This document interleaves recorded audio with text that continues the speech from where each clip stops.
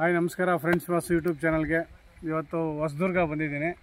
ಹೊಸದುರ್ಗದಲ್ಲಿ ಊರ ಹೆಸರನ್ನ ಸಾಣೆಹಳ್ಳಿ. ಇದು ತುಂಬ ಫೇಮಸ್ ಅಲ್ವಾ? ಹೀಗೆ ಮಠ ಇದೆ, ತುಂಬ ಗುರುಗಳೆಲ್ಲ ಇದ್ದಾರೆ. ಆಮೇಲೆ ಗುರುಗಳನ್ನೆಲ್ಲ ತೋರಿಸ್ತೀವಿ. ಸೊ ನಮ್ಮ ಸ್ನೇಹಿತರು ತುಂಬ ನಮಗೆ ಯೂಟ್ಯೂಬಲ್ಲಿ ಪರಿಚಯ ಆಗಿ ಶ್ರೀಧರ್ ಅಂತ ಹೇಳ್ಬಿಟ್ಟು ತುಂಬ ಕಷ್ಟಜೀವಿ. ಒಂದು 60-70 ಎಕರೆ ಎಷ್ಟಿದೆ ಅಣ್ಣ?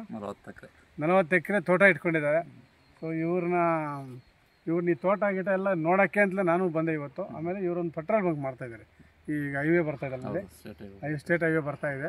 ಸೊ ಸಾಣೆಹಳ್ಳಿ ಮೇಲೆ ಬರುತ್ತೆ, ಸಾಣೆಹಳ್ಳಿ. ಆ ಪೆಟ್ರೋಲ್ ಬಂಕ್ಗೆ ಸ್ವಲ್ಪ ವಾಸ್ತು ಕನ್ಸಲ್ಟೆನ್ಸಿ ಮಾಡಿಕೊಂಡು ಅದನ್ನು ಸ್ವಲ್ಪ ಸರಿ ಮಾಡಿಕೊಂಡು, ಯಾಕೆಂದರೆ ತುಂಬ ಬಂಕ್ಗಳು ನಾನು ನೋಡ್ತಾ ಇದ್ದೀವಣ್ಣ, 70% ಬಂಕು ಲಾಸಲ್ಲಿ ನಡೀತಾ ಇದೆ. ಅರ್ಥ ಆಯ್ತಾ? ನಾನು ಏನಕ್ಕೆ ಅಂತ ನನಗೆ, ಯಾಕೆಂದರೆ ಕಂಪ್ನಿಯವರು ವಾಸ್ತು ನೋಡಲ್ಲ. ಅವರು ಫಸ್ಟ್ ಸ್ಟಾರ್ಟಿಂಗೇ ನಾವು ರೈತರು ಎಚ್ಚೆತ್ಕೊಂಡು ಅವ್ರಿಗೆ ಜಾಗ ಕೊಡುವಾಗಲೇ ಪ್ಲಾನ್ ಮಾಡಿಕೊಟ್ರೆ ಅವ್ರು ಮಾಡ್ತಾರೆ, ಇಲ್ಲಾಂದರೆ ಅವ್ರು ಮಾಡೋದಿಲ್ಲ. ದೇವಮೂಲೆಯಲ್ಲಿ ಕೊಟ್ಬಿಡ್ತಾರೆ, ಏನೋ ಇದು ಆಫೀಸು. ಆಮೇಲೆ ಕುಬೇರ ಮೂಲೆಯಲ್ಲಿ ಟ್ಯಾಂಕ್ ಕೊಟ್ಬಿಡ್ತಾರೆ. ಸೊ ಅದರಿಂದ ನಿಮಗೆ ನೀವು ಕರೆಕ್ಟಾಗಿ ಒಳ್ಳೆ ಕೆಲಸ ಮಾಡಿದ್ರೆ ಕರೆಕ್ಟಾಗಿದೆ. ನಾನು ಹೇಳಿದ್ನಲ್ಲ, ಆ ಮರದಿಂದ ಹಿಂಗೆ ಸ್ಟ್ರೈಟ್ ಹಿಂಗೆ ತೊಗೊಳ್ಳಿ, ರೋಡ್ ಹೆಂಗಿದೆ ಹಂಗೆ ತಗೋಬೇಡಿ. ಆ ಸ್ಕೆಚ್ಚಲ್ಲೂ ಕರೆಕ್ಟಾಗಿ ನೋಡ್ತಾ ಇದ್ದೀನಿ. ಅದು ಬೇಡ, ಅದೆಲ್ಲ ಬೇಕಾದ್ರೆ ಪಾರ್ಕಿಂಗು ಖಾಲಿ ಆದರೂ ಪರವಾಗಿಲ್ಲ. ನಿಮ್ಮ ಬಂಕ್ ಯಾವಾಗಲೂ ಲಾಸ್ ಇಲ್ದಿರೋ ಲಾಭದಾಯಕವಾಗಿ ನಡೀತದೆ. ಎಲ್ಲ ಬರ್ಬೋದು, ವೆಹಿಕಲ್ಸ್ ಎಲ್ಲ ಬರ್ಬೋದು. ತಗೊಂಡು ಈ ಕುಬೇರ ಮೂಲೆಯಲ್ಲಿ, ಈ ಸೌತ್ ವೆಸ್ಟಲ್ಲಿ ಇದೆ, ಅಲ್ಲಿಂದ ಇಲ್ಲಿಗೆ 4 ನಿಮ್ಗೆ ಎಷ್ಟು ಬೇಕು ಅಷ್ಟು ಮರಗಳು ಕರೆಕ್ಟಾಗಿದೆ ಮಾಡಿಕೊಂಡು ಇಲ್ಲಿ ಆಫೀಸ್ ಮಾಡ್ಕೊಂಡು ನೈಋತ್ಯದಲ್ಲಿ ಆಫೀಸ್ ಮಾಡಿದ್ರೆ ಪೆಟ್ರೋಲ್ ಬಂಕ್ ಚೆನ್ನಾಗಿ ನಡೀತದೆ. ನಾನು ಎಷ್ಟೋ ಬಂಕ್ ನಾನು ಬಂಕ್ ಮಾಡ್ತಾಯಿದ್ದೀನಿ. ಈಗ ಎಲ್ಲಿ ಚಿಕ್ಕನಾಗಿ ನಡೀತಿದ್ರೆ ಎಲ್ಲ ಒಂದು ಬಂಕ್ ವಾಸ್ತು ಮಾಡಿದೆ, ಹುಳಿಯಾರ ಹತ್ರ ಒಂದು ಮಾಡಿದೆ, ಒಂದು 5-6 ಪೆಟ್ರೋಲ್ ಬಂಕ್ ವಾಸ್ತು ಮಾಡಿದ್ದೀನಿ. ಕಂಪ್ನಿ ಈಗ ನೀವು ಕರೆಕ್ಟ್ ಪ್ಲಾನ್ ಮಾಡಿದ್ದೀರಿ, ಈಗ ಕರೆಕ್ಟ್ ನಡೀತದೆ. ಈಗ ಹಂಗೆ ನೀವು ಮನೆ ಎಲ್ಲ ಇಲ್ಲೇ, ಈಗ ಈ ಜಮೀನು ಇಲ್ಲ ಲಾಸ್ಟ್ ನಿಮ್ಮದು ಹಲಸಿನ ಮರ ಅವ್ರದ್ದು. ಈ ಜಮೀನಿಗೆ ಆ್ಯಕ್ಚುಲಿ ಈ ಜಮೀನಿಗೆ ಕುಬೇರ ಮೂಲ ಇದೆ, ಈ ಜಮೀನಿಗೆ ಇಲ್ಲಿ ಮನೆ ಮಾಡ್ಕೋಬೋದು. ಬಂಕ್ ಪಕ್ಕದಲ್ಲೇ ನಿಮಗೆ ಡೆವಲಪ್ಮೆಂಟ್ ಚೆನ್ನಾಗುತ್ತೆ. ಪಕ್ಕದಲ್ಲಿ ನಾವು ಹೋಟೆಲ್ ಮಾಡ್ಬೋದು, ಅಲ್ಲೇ ಮಾಡ್ಬೋದು. ಬಟ್ ನಿಮಗೆ ಅಲ್ಲಿ ಅಲೋನ್ ಆಗುತ್ತೆ. ಇಲ್ಲಿ ನಿಮ್ಮ ಬ್ರದರ್ ಎಲ್ಲ ಮನೆ ಕಟ್ಟೋರು ನೋಡಿ, ಮನೆ ಇದೆ, ಅದು ಮನೆ ತೋರಿಸೋದು. ಆ ಪಕ್ಕದಲ್ಲೇ ಮನೆ ಇದೆ. ಅರ್ಧರಾತ್ರಿ ಅಕಸ್ಮಾತ್ ನೀವು ಯಾರು ಇಲ್ಲ, ಅವ್ರು ನೋಡ್ಕೊತಾರೆ. ಅಲ್ಲಾದ್ರೆ ಯಾರು ರಾತ್ರಿ ಹೊತ್ತು ಗಾಡ್ರು ಬಂದ್ರೆ ಗೊತ್ತಾಗಲ್ಲ. ಈ ಬಂಕಲ್ಲಿ ಜನ ಇರ್ತಾರಲ್ಲ, ಪಕ್ಕದಲ್ಲೇ ಹುಡುಗರು ಇರ್ತಾರೆ, ಇಲ್ಲೇ ಮಾಡ್ಕೊಬೋದು. ಪಕ್ಕದಲ್ಲೇ ಇಲ್ಲಿ ಅದನ್ನ ಮಾರ್ಕಿಂಗ್ ಮಾಡ್ಕೊಡ್ತೀವಿ ಬೇಕಾದ್ರೆ. ಏನೇನು ಹಾಕಿದ್ರ ತೋಟದಲ್ಲಿ? ಆಮೇಲೆ ಅಲ್ಲ, ತೋಟ ಏನೇನು ಹಾಕಿಲ್ಲ? ಹಲ್ಸಿದೆಯಾ?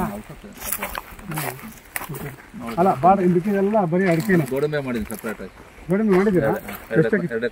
2 ಎಕರೆ ಗೋಡಂಬಿ ಮಾಡಿದ್ದೀರಾ? Okay okay. So totally 40 ಎಕರೆಯಲ್ಲೂ ತೆಂಗೇನಾ? ಬರೀ ತೆಂಗು, 1 ಎಕರೆ ಅಡಿಕೆ ಮಾಡಿದ್ದೀನಿ. 1 ಎಕರೆ ಅಡಿಕೆ. ಸರಿ, ಬನ್ನಿರಿ, ನಿಮ್ಮ ಇಂಟ್ರೊಡ್ಯೂಸ್ ಕೊಡ್ರಿ. ಏನೇನು ಮಾಡ್ತಾಯಿದ್ದೀರಾ, ಏನು ನಿಮ್ಮ ಇದು ಹೇಳಿ, ನಿಮ್ಮ ಇಂಟ್ರೊಡ್ಯೂಸ್ ಮಾಡ್ಕೊಳ್ಳಿ. ನಾವು ಶ್ರೀಧರ್ ಅಂತ ಸಾಣೆಹಳ್ಳಿ. ನಾನು 40 ಎಕರೆ ತೋಟ ಇದೆ. ಅಡಿಕೆ, ಗೋಡಂಬಿ, ತೆಂಗು ಬೆಳೆಗಾರರು. ಇದೊಂದು ಪೆಟ್ರೋಲ್ ಬಂಕ್ ಆಗಿತ್ತು, ಅದಕ್ಕೆ ವಾಸಣ್ಣವ್ರಿಗೆ ಸಂಪರ್ಕ ಮಾಡಿದ್ವಿ ಯೂಟ್ಯೂಬ್ ಮುಖಾಂತರ.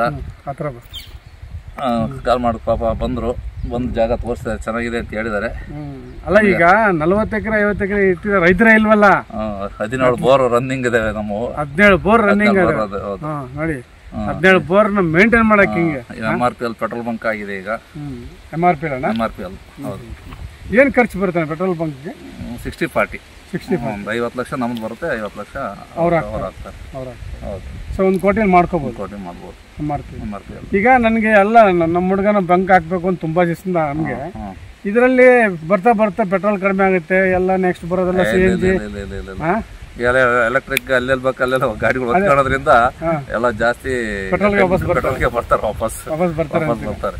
ಈ ತುಂಬಾ ಜನ ನಮ್ಗೆ ಹೇಳೋದು ಅದೇ, ಬಂಕ್ ನಡೆಯಲ್ಲ ಮುಂದೆ, ಎಲ್ಲ ಇನ್ನೆಲ್ಲ ಫುಲ್ ಸೋಲಾರ್ ಸಿಸ್ಟಮ್ ಬರುತ್ತೆ. ಬರೋದ್ರ ಸತಿಗೆ ಬೇಕಾದಷ್ಟು ಎಲೆಕ್ಟ್ರಿಕ್ ಗಾಡಿಗಳು ಬರ್ಬೋದಾಯ್ತು. ನಾನು ಎಲ್ಲ ನೋಡಿದೆ, ಎಲ್ಲ ಕಡೆ ನೋಡಿದ್ದೀನಿ. ಅದ್ರ ಜೊತೆಗೆ ಇದನ್ನು ಹಾಕೋಬೋದಲ್ವಾ?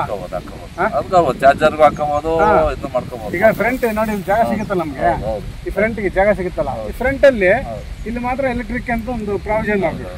1-4 ಗಾಡಿ ರನ್ನಿಂಗ್. ನಾವು ಫ್ಯೂಚರ್ ಅಲ್ಲಿ ಇದೆಲ್ಲ ಜಾಗ ಇದು ಮಾಡಿ ಅದು ಆ ಕಡೆಗೆ ಒಂದು ಚೌಟ್ರಿ ಮಾಡೋಣ ಅಂತಿದ್ವಿ. ಚೌಟ್ರಿ ಒಂದು ಇದಾಗಿದೆ. ಚೌಟ್ರಿ ಫ್ರಂಟ್ಗೆ ಚೌಟ್ರಿ ಮಾಡ್ಕೊಂಡು ಅಲ್ಲ ಆ ಕಡೆ ರೋಡಿಂದ ಆ ಕಡೆ, ರೋಡ್ಗೆ ಆ ಕಡೆ. ಓಕೆ. ಚೌಟ್ರಿ ಏನೋ ಹೋಟ್ಲಿಗೆ ಏನೇನು ಬೇಕು ಎಲ್ಲ ಮಾಡ್ಬೋದು. ಹಂಗೆ ಮಾಡೋಣ. ಇಲ್ಲೇ ನಿಮ್ಮ ಪಕ್ಕ ಇಲ್ಲಿ ಚೆನ್ನಾಗಿರುತ್ತೆ ನಮ್ಮ ಒಪಿನಿಯನ್. ನೀವು ನೋಡಿ, ಅದು ತೋರಿಸೋಣ, ಅದು ನೋಡೋಣ. ಜಾಗ. ಇದಾದ್ರೆ ನಿಮ್ಗೆ ಅಕ್ಕಪಕ್ಕ ಇರ್ತದೆ. ಅಲ್ಲಿ ಹಲಸಿ ಮರ ಫಸ್ಟ್ ಬಿಡ ನೋಡಿ ವಿಡಿಯೋ ಮಾಡ್ಕೊಂಡು ನೋಡಿ. ಹಲಸಿನ ಮರ 106 ಕಾಯಿ ಬಿಟ್ಟಿದೆ. ತಿನ್ನಕ್ಕಿದೆಯಾ? ಇಲ್ಲ, ಅದು ಕೊಯ್ಕೋಬಹುದು, ಕೊಯ್ಕೊಂಡು ಹೋಗ್ಬೋದು. ತಿನ್ನಕ್ಕೆ ರೆಡಿ ಇರ್ತದೆ. ತಿನ್ನಕ್ಕಿಲ್ಲ, ರೆಡಿ ಬರಲ್ಲ. ತಾಂಡ ಇಟ್ಟರೆ ಒಂದು 4 ದಿವಸ ಹಣ್ಣಾಗುತ್ತೆ. ನಿಮ್ಮ ಕಡೆ ಕರಡಿ ಇದೆಯಣ್ಣ? ಕರಡಿ ಇದಾವೆ. ಅಲ್ಲ, ಈ ಕರಡಿ ಇದೆ. ನನಗೆ ಕರಡಿನ ಕೋತಿನ ಎಲ್ಲ ಕರಡಿ ಕರಡಿ ಕರಡಿ ಅಲ್ವಾ? ಕರಡಿ ಇದೆ. ಕರಡಿ ತಿಂದಿರೋ ಕಾಯಿ ಕರಡಿ ಇದೆ. ಇದು ಹಣ್ಣಾಗಿದೆ ತರ ಈಗ? ಆಗಿರ್ಬೋದು. ಹಣ್ಣಾಗಿದೆಯಲ್ಲ ಅಣ್ಣ? ತೆಗಿಯೋಣ. ಗಾರ್ಬಿಟ್ರೆ ಅದು ಇದಾಗಿರುತ್ತೆ, ವೈರಸ್ ಇರುತ್ತೆ. ಇದನ್ನು ಅದನ್ನು ಕೊಯ್ಕೊಂಡು ಮುಂಜಾನೆ ಬಾಯ್ಲಿ ಬಾಯ್ಲಿ ಬಾಯ್ಲಿ. ಹಾಂ, ಕೊಯ್ತಾರೆ. ಒಂದು 2-3 ದಿವಸ ಕಣ್ಣಾಗುತ್ತೆ. ನೋಡ್ರಿ, ಅದು ಕೊಯ್ಕೋದು. ಅದು ಇದು ಸುತ್ತ ಹಂಗೆ ಬರುತ್ತೆ. ಕೆಳಗೆ ಬರುತ್ತೆ, ಬಿಗಿ ಇರ್ತಾರೆ. ಬಿಗಿ ಇರ್ತಾರೆ. ಮೇಲೆ ಕಾಲು ಕಣಿಸಿರುತ್ತೆ. ನಿಧಾನ.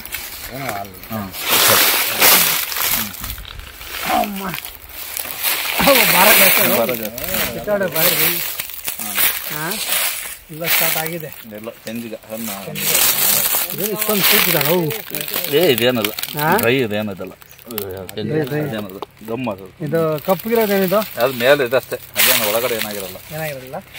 ಚೆಂಜಿಗೆ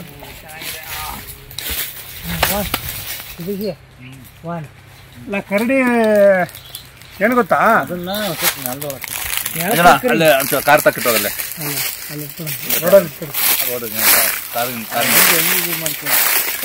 ಕರಡಿ ಏನು ಮಾಡುತ್ತೆ ಗೊತ್ತಾ?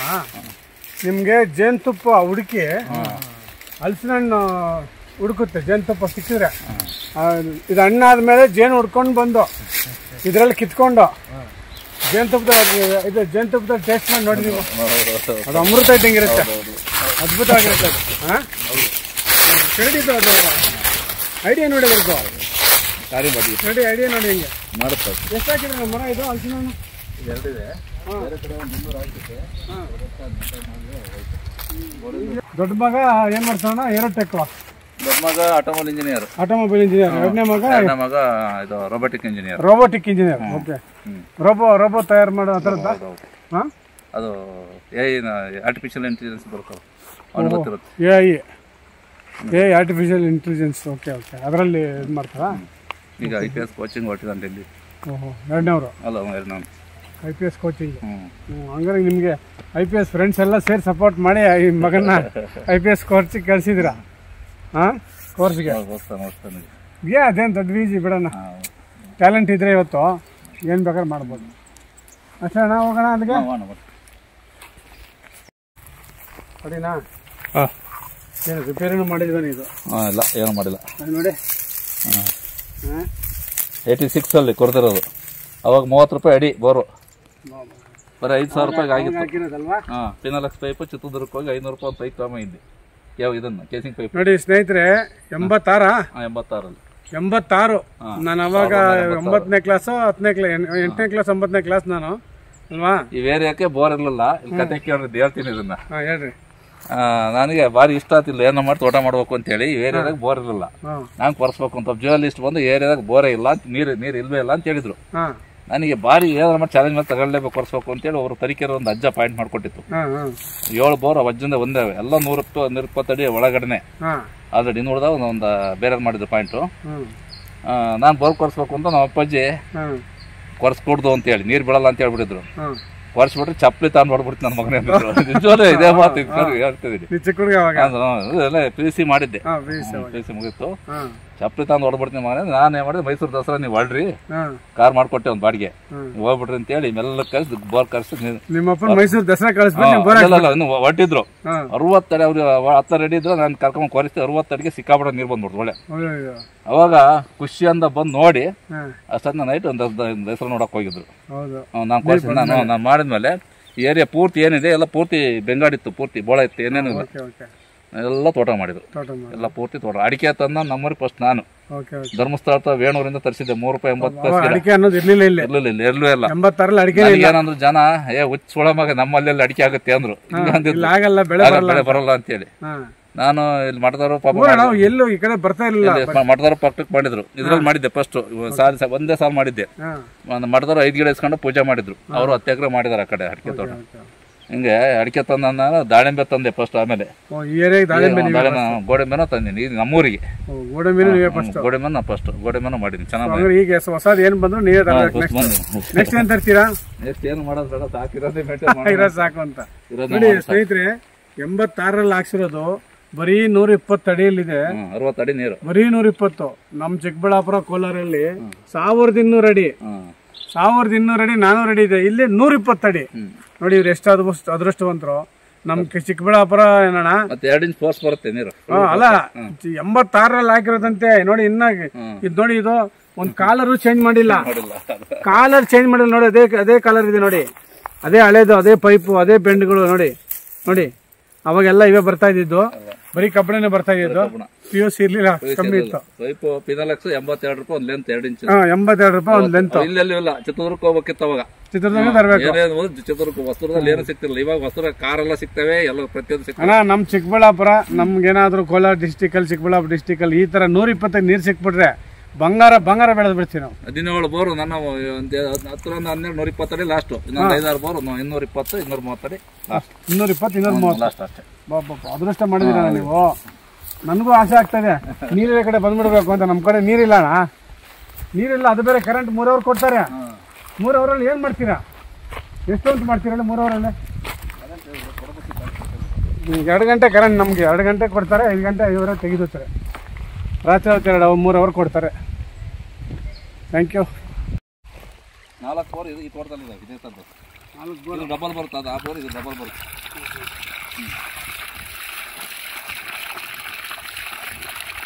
ಸೂಟೋಟ ಎಲ್ಲ ಸೂಟೋಟ. ಈ ಕಡೆ ಮುಂದೆ ಬರ್ತದೆ.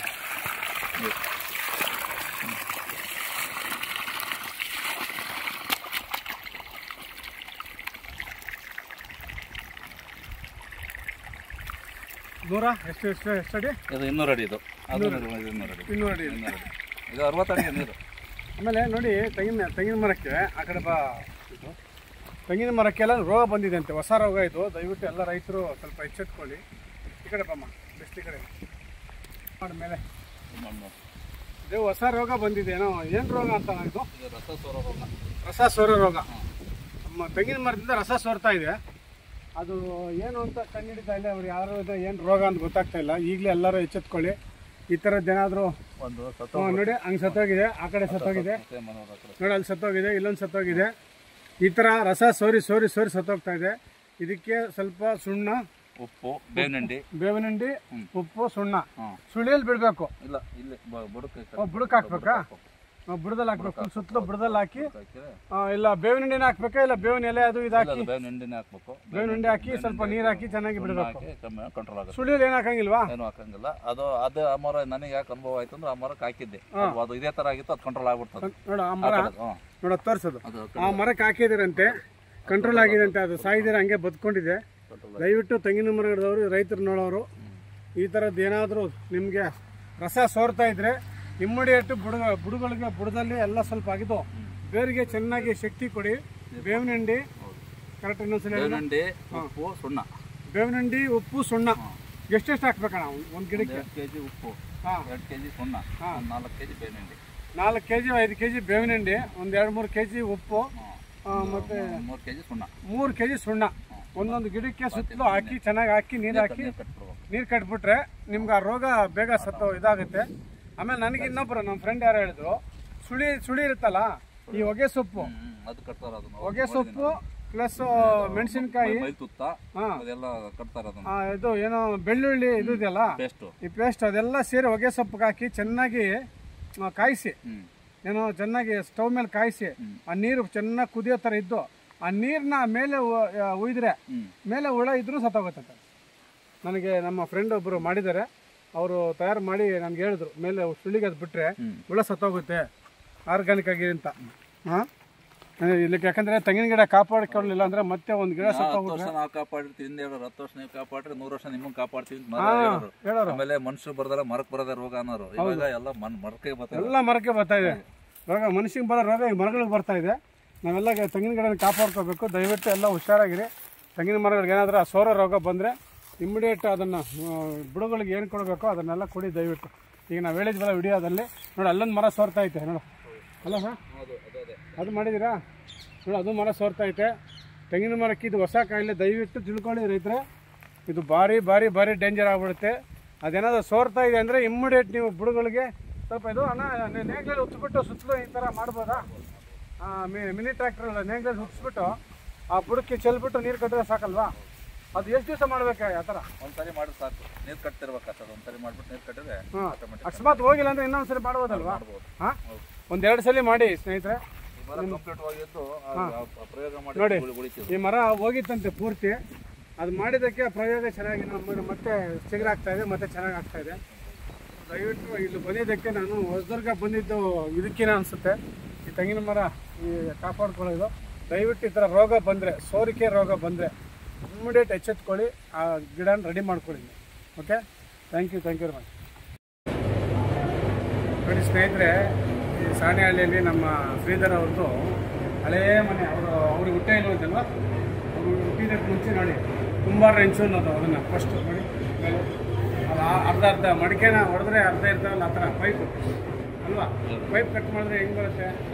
ಇದು ನೋಡಿ ಪೈಪ್ ಕಂಡಿದ್ದೀವಲ್ಲ, ಅವಾಗ ಯಾರು ವಾಸ ಇಲ್ಲ. ಬಟ್ ಅದು ತುಂಬ ಫಸ್ಟ್ ಮನೆಗಳನ್ನು ಈ ಹುಲ್ಲು ಹಾಕ್ತಿದ್ರಲ್ಲ, ನಮ್ಮ ಮನೆ ಹಾಕಿದ್ರಲ್ಲ ಹುಲ್ಲು ಮನೆ, ಅದು ಬಿಟ್ಟರೆ ನೆಕ್ಸ್ಟ್ ಇದು ಬಂತು ಅಲ್ವಾ? ಇದಾದ್ಮೇಲೆ ಮತ್ತೆ ಹೆಂಚು ಬಂದಿತ್ತು, ಹೆಂಚಾದ್ಮೇಲೆ ಶೀಟ್ ಬಂದಿತ್ತು, ಸಿಮೆಂಟ್ ಶೀಟ್ ಬಂತು, ಆಮೇಲೆ ಮರಳು ಎಲ್ಲ ಬಂದಿತ್ತು. ಸೊ ಅದು ನೋಡಿ ಚೆನ್ನಾಗಿತ್ತು, ಕೂಲಾಗಿರುತ್ತೆ. ಈಗ ಎಷ್ಟು ವರ್ಷ ಬೇಕಾದ್ರೆ ಅದು ಇರ್ಬೋದು. ಬನ್ನಿ ನೋಡೋಣ ಹೊರಗಡೆ ಹೇಗಿರುತ್ತೆ ನಾವು. ಬನ್ನಿ ಸಾಣೆಹಳ್ಳಿಗೆ ನೋಡಿ, ಸ್ಟ್ರೀಟ್ ಬೀದಿ ನೋಡಿ ಎಷ್ಟು ಚೆನ್ನಾಗಿದೆ. ಎಲ್ಲ ಅದೇ ಮನೆಗಳು, ಹಳೇ ಮನೆಗಳು, ಎಷ್ಟು ಅದ್ಭುತವಾಗಿದೆ ನೋಡಿ. ಎಲ್ಲ ಅದೇ ಹೆಂಚು ಮನೆಗಳು ಅದೇ ಥರ. ಅದೊಂಥರ ರೌಂಡ್ ಟೈಪು, ತುಂಬ ರೆಂಚು ಅಂತೀವಿ ಅದು. ತುಂಬ ರೆಂಚು ಅಂತೀವಿ ಎಲ್ಲ ಹಂಗೆ ಇರೋಣ. ಹಳೆ ಸಾಕು ಇದು, ಅದಕ್ಕಿಂತ ಹಳೆ ಮನೆ ಇದು ಅಲ್ಲ? ಈ ಮನೆಗಿಂತ ಹಳೆ ಮನೆ ಇದು. ಕಾಯಿಗೋಡ ಅಂತ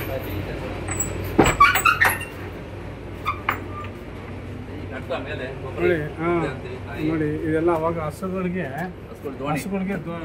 ದೋಣಿ ಮಾಡ್ತಿದ್ರು. ಹಾಂ, ಹಸುಗಳು ದೋಣಿ ಮಾಡ್ತಾ ಇದ್ರು. ಹಳೇ ಮನೆ ಮೇಲೆ ನೋಡಿ ಅಟ್ಟ, ತೆಂಗಿನಕಾಯಿ ಕಾಯಿ ಹಾಕೊಳ್ಳೋಕ್ಕೆ, ಕಾಯಿ ಹಾಕಕ್ಕೆ ಅಟ್ಟ ಇತ್ತು. ಕೆಳಗಡೆ ನೋಡಿ ಹಸುಗಳು ನೋಡಿ, ಆ ಕಡೆ ದೋಣಿ ಈ ಕಡೆ ದೋಣಿ. ಫುಲ್ ಮನೆ ತುಂಬ ಹಸುಗಳು ಇರೋದು ಅವಾಗ ಅಲ್ವಾ? ಮನೆ ತುಂಬ ಹಸುಗಳು ಇರೋದು, ಎಲ್ಲ ನಾಟಿ ಹಸು ಎಮ್ಮೆ ಮನೆಗೆ ಅಲ್ವಾ? ನೋಡಿ ಕಿಟಕಿಗಳೆಲ್ಲ ಚೆನ್ನಾಗಿಟ್ಟಾರ. ಅವಾಗಲೇ ವಾಸ್ತು ಮಾಡೋರೆ, ಅವಾಗಲೇ ನಿಮಗೆ ನೋಡಿ, ಅವಾಗಲೇ ದೇವ್ರ ಮನೆ ಮಾಡೋರು, ಅವಾಗಲೇ ದೇವ್ರ ಮನೆಯಲ್ಲಿ ದೇವ್ರು ಮಾಡೋರು ನೋಡಿ. ಹಾಂ, ಕರೆಕ್ಟಾಗಿ ನಾರ್ತ್ ಈಸ್ಟ್ಗೆ ಎಂಟ್ರಿ ಕೊಟ್ಟವ್ರೆ. ಅದ್ಭುತ ಇದು, ಸೂಪರ್ ನೋಡಿ. ಆ ಕಡೆ ವೆಂಟಿಲೇಷನ್, ಈ ಕಡೆ ವೆಂಟಿಲೇಷನ್ ಕೊಟ್ಟು ಎಷ್ಟು ಚೆನ್ನಾಗಿದೆ ನೋಡಿ. 200 ವರ್ಷ ಆಗಿದೆ ಅಂದ್ರೆ ಇದು 100 ವರ್ಷ ಇಲ್ಲ, ಅದು 100 ವರ್ಷ ಆಗಿದೆ. ಇದೊಂದು 60-70 ವರ್ಷ. ನಾವೆಲ್ಲ ಹುಟ್ಟೇ ಇಲ್ಲ. ಆವಾಗಲೇ ಕರೆಕ್ಟಾಗಿ ನಾರ್ತ್ ಈಸ್ಟ್ಗೆ ಬಾಗಿಲಿಟ್ಟು ನೋಡಿ, ಹೊಸ್ಲಿಟ್ಟು ಹಸುಗಳು ಕಟ್ಟಾಕಿರ್ತಾರೆ. ಅದ್ಭುತವಾಗಿ ಇಲ್ಲಿ ಚೆನ್ನಾಗಿ ಆಗಿರ್ತದೆ.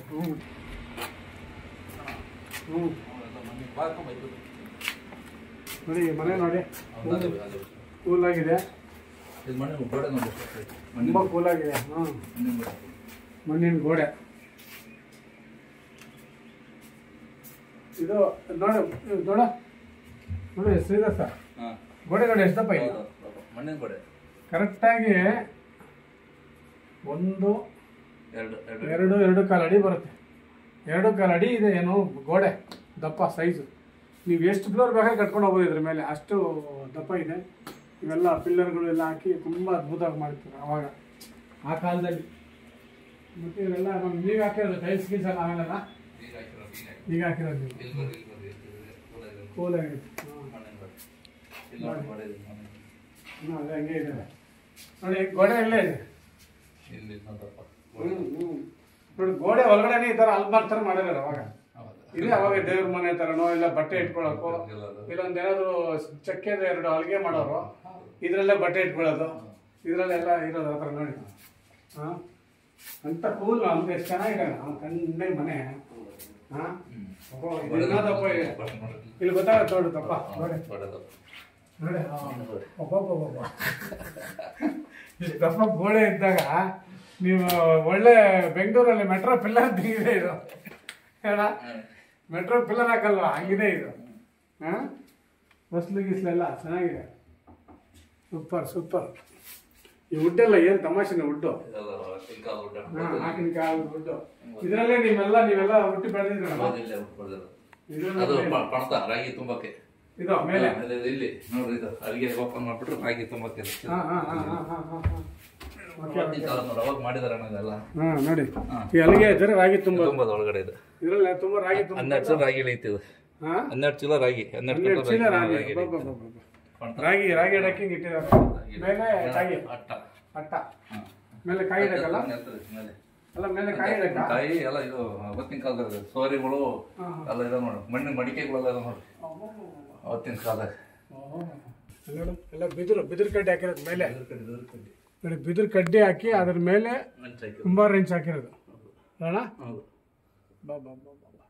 ಅದಕ್ಕೆ ಅಷ್ಟು ಕೂಲಾಗಿರೋದು ಅದಕ್ಕೆ ಎರಡೆ ಇದೆಲ್ಲ ವುಡ್ಡು ಅಲ್ವಾ ಅಲ್ಲಿಗೆಗಳು ಹಾಕಿ ಅಲ್ಲಿಗೆ ಮೇಲೆ ಮನೆ ಮಾಡಿರೋದು ಇಂಥ ಮನೇಲಿ ನಾನು ತುಂಬ ಆಸೆನೇ ಇರಬೇಕು ಅಂತ ಮಡಿಕೆ ನೋಡ್ರಿ ಇಂಥ ಮನೆ ಕಟ್ಟಬೇಕು ಅಂತಲೂ ಆಸೆ ತುಂಬ ಮಡಿಕೆ ಎಲ್ಲ ಹಳೆವಲ್ವಾ ಅವಾಗಿಂದು 100 ವರ್ಷದ ಹಿಂದೆ ಇರಬೇಕು ಅದಕ್ಕೆ ನಮ್ಮ ಅಜ್ಜ ಒಂದು 105 ವರ್ಷ ಬದುಕಿತ್ತು 105 ವರ್ಷ ನಿಮ್ಮ ಅಜ್ಜ 105 ವರ್ಷ ಅವ್ರ ಅಜ್ಜ ನೋಡಿ ನಮ್ಮದೇ ಆರಾಮಾಗಿ ಜೀವನ ಇದರಲ್ಲಿ 100 ವರ್ಷ ಬದುಕ್ತಾರಣ ಈ ಮನೆಯಲ್ಲಿದ್ರೆ 100 ವರ್ಷ ಬದುಕೊಳ್ಬೋದು ಆ ಥರ ಇರ್ತದೆ ಕೂಲಾಗಿ ಸಿಲ್ವರ್ ಪಾತ್ರೆ ಹೇಳ್ತೀನಿ ನಮ್ಮ ಹೊಸಲು ಎಷ್ಟು ಹೈಟ್ ಇದ್ರೆ ಅಷ್ಟು ಒಳ್ಳೇದ ಈ ಹೊಸಲು ಇದೆಯಲ್ಲ ಆ ಕಾಲದಲ್ಲಿ ಅದಕ್ಕೆ ಇಷ್ಟು ದಪ್ಪ ಮಾಡ್ತಿದ್ರು ಇದು ಚಿಕ್ಕದೆ ಈ ಹೊಸಲು ಮಾತ್ರ ನೋಡಿ ಎಷ್ಟು ದಪ್ಪದ ಹಾಕವ್ರೆ ಅವಾಗ 150 ವರ್ಷ ಆಗಿದೆ ಇದಕ್ಕೆ 100 ವರ್ಷದ ಮೇಲಾಗಿದೆ ನೋಡಿ ಆವಾಗಲೇ ಹೊಸಲು ಎಷ್ಟು ದಪ್ಪ ಹಾಕಿದೆ ನೋಡಿ ಇದೆಲ್ಲ ಚಿಕ್ಕದ್ ಮಾಡೋರೆ ಹೊಸಲು ಮಾತ್ರ ದಪ್ಪ ಹಾಕವ್ರೆ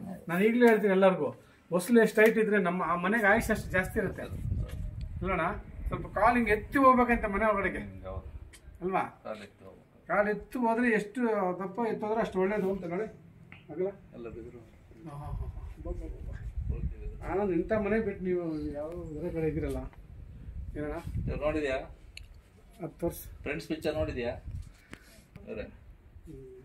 ವಾಸ್ತು ಚಿಕ್ಕ ಹುಡುಗರು ಏನು ಗೊತ್ತಿಲ್ಲ ಅವ್ರಿಗೆ ಗೊತ್ತಿಲ್ಲ ಅದ್ ನೋಡಿ ಇದು ಬೇರೆಯವ್ರದಾ ವಾಸ್ತು ನೋಡ್ಕೊಂಡು ಇವ್ರು ಯಾರು ಇಲ್ವಾ ಎಲ್ಲ ಬೆಂಗಳೂರಲ್ಲಿ ಇರೋಣ ಇಲ್ಲ ಇವರು ಎರವಿಗೆ ಒಂದು ಇದೆ ಅಣ್ಣ ಸಾಯಂಕಾಲ ಆದ್ರೆ ಬೇಸಿಗೆಯಲ್ಲಿ ಎಲ್ಲ ಇದ್ರಲ್ಲಿ ಕೂತ್ಕೊಂಡು ಅರಟೆ ಹೊಡ್ಕೊಂಡು ಏನ್ ಮಾಡ್ಬೇಕು ಏನೋ ಸುಮ್ನೆ ಆ ಮನೆಯವ್ರು ಈ ಮನೆಯವರೆಲ್ಲ ಸೇರಿ ಜಗಲಿ ತರ ಕೂತ್ಕೊಂಡು ಇವಾಗ ಈ ಜಗಲಿನೇ ಕಾಣಿಸಲ್ಲ ನೋಡೋ ಮನೆಗೂ ಜಗಲಿನೇ ಈ ಮನೆಗೂ ಜಗಲಿ ಆ ಮನೆ ಜಗಲಿ ಬೇಸಿಗೆ ಎಲ್ಲರೂ ಇಲ್ಲ ಮಲಗ್ತಿದ್ರು ಈಗ ಯಾರು ಮಲಗ್ತಾರೆ ಯಾರು ಮಲಗಲ್ಲ ಈಗೆಲ್ಲ ಒಳಗೆ ಕೂತ್ಕೊಳ್ಳೋದೇ ಕಮ್ಮಿ ಆಗಿದೆ ಜಗಲಿ ಅಂದ್ರೆ ಮನೆ ಕಂಪಲ್ಸರಿ ಜಗಲಿ ಇರ್ಬೇಕು ನೋಡಿ ಎಷ್ಟು ದೊಡ್ಡದಿದ್ದು 4 ಜನ 5 ಜನ ಮಲ್ಕೊಂಡ್ಬಿಡ್ಬೋದು ಲೈನಾಗೆ ಅಲ್ವಾ ಬೇಸಿಗೆಯಲ್ಲಿ ಮಲ್ಕೊಂಡ್ಬಿಟ್ರೆ ಹೆಂಗಿರುತ್ತೆ ಅದ್ಭುತವಾಗಿರುತ್ತೆ ಈ ಥರ ಎಲ್ಲ ಹೋಯ್ತು ಹಳೇದು ಸುಮ್ಮನೆ ನೆನಪಷ್ಟೇ ಇವಾಗ ಹಳ್ಳಿ ಇಷ್ಟು ದೊಡ್ಡ ಹಳ್ಳಿಯಲ್ಲಿ ಜನನೇ ಕಾಣಿಸ್ತಾ ಇಲ್ಲ ಎಲ್ಲ ಬೆಂಗಳೂರು ಸೇರ್ಕೊಂಡ್ಬಿಟ್ಟವ್ರೆ ಅದೇ ಎಲ್ಲ ಬೆಂಗಳೂರು ಸೇರ್ಕೊಂಡ್ಬಿಟ್ಟವ್ರೆ ದುಡಿಮೆ ನಾವೆಲ್ಲ ಸಿನಿಮಾ ಎಲ್ಲ ಹಳೆ ಪಿಕ್ಚರ್ ಎಲ್ಲ ತೋರಿಸಿದ್ರೆ ನೋಡ್ತೀವಿ ಅಷ್ಟೇ ಹಳೆ ಪಿಕ್ಚರ್ ನೋಡಿದಾಗ ಹಳೆ ಹಳ್ಳಿಗಳನ್ನ ಹಳ್ಳಿ ಹಂಚಿ ನೋಡೋದು ನಾವು ಇಲ್ಲ ನಮ್ಗೆ ನೋಡೋಕ್ಕೂ ಸಿಗಲ್ಲ ಆ ಕಡೆ ಅದ್ಭುತವಾಗಿದೆ